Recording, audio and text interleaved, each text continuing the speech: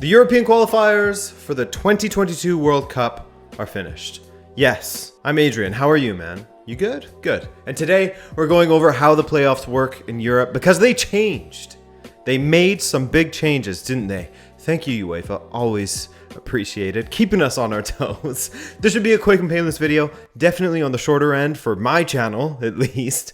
But I had a lot of people asking for this video on Twitter, in the comments, etc.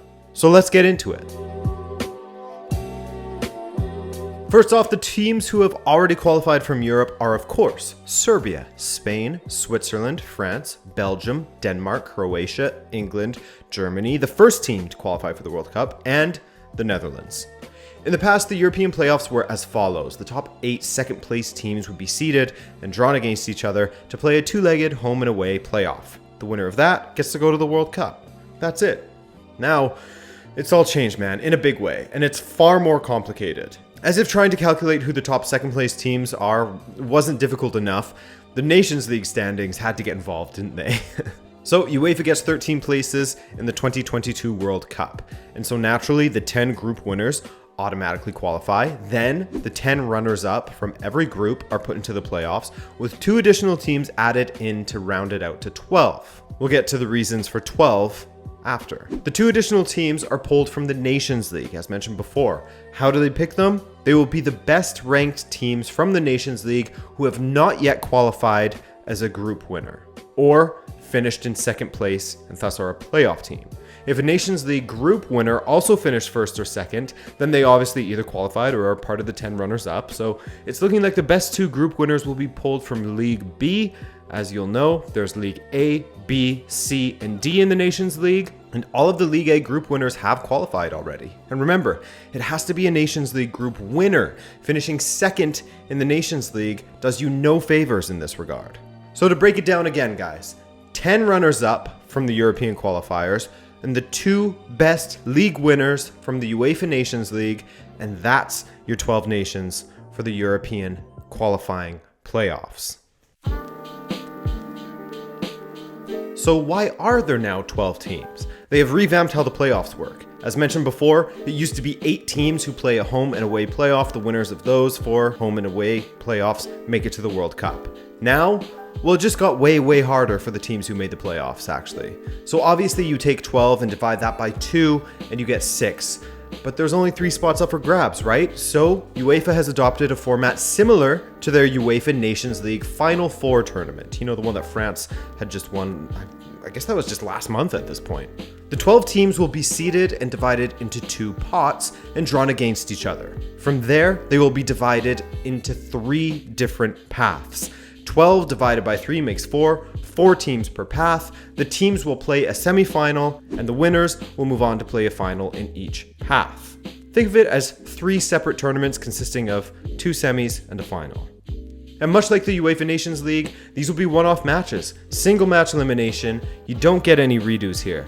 You have to show up and perform on the day. You get a first half red card, an injury, score a horror own goal. Unfortunate, but you got to deal with it within that same match. There's no second 90 to get it over the line or to overturn a deficit. Both the semi-final and the final will be just a single 90-minute game. That's it. Exciting for neutrals, scary for those participating. I guess they're still playing 2 matches regardless, just as they would before. It's just that the stakes are much higher in each game. And speaking of the teams involved, so all the runners-up in the European qualifying groups are as follows: Portugal, Scotland, Italy, Russia, Sweden, Wales, Turkey, Poland, North Macedonia, and Ukraine. With Wales finishing in second, just ahead of the Czech Republic still makes it in as one of the UEFA Nations League group winners. On top of that, Austria also makes it in as one of the UEFA Nations League group winners, and that rounds out your 12.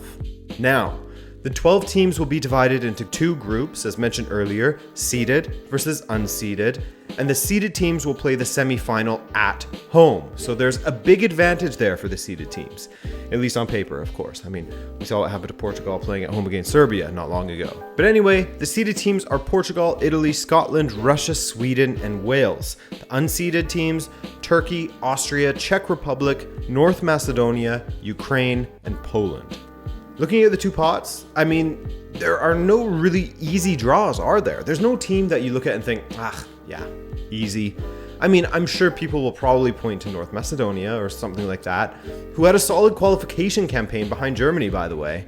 But all of these teams have proven in the past that they can be a headache. Macedonia beat Germany, you'll remember, and are capable of upsetting some of the big boys in the region. North Macedonia beat Germany, you'll remember. And the last thing that you guys need to know are some dates. The first important date, November 26th, so just under 10 days from now, as that is when UEFA will hold the draw for the playoffs. That's when you'll finally have 4 months to stew over who your favorite nation is playing against, as the semifinals for the playoffs will all be played on Thursday, March 24th, 2022, with finals taking place 5 days later on Tuesday, the 29th of March.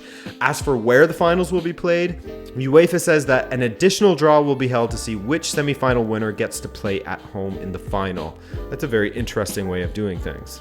But that will be it, guys. Be sure to leave a comment with your dream matchups down below. Some tough choices out there. Other than that, subscribe if you're new and you learned something here today, and you'll definitely help out the channel. My name's Adrian. This is Rabona TV. This is Plantini, and have a great day. Ciao.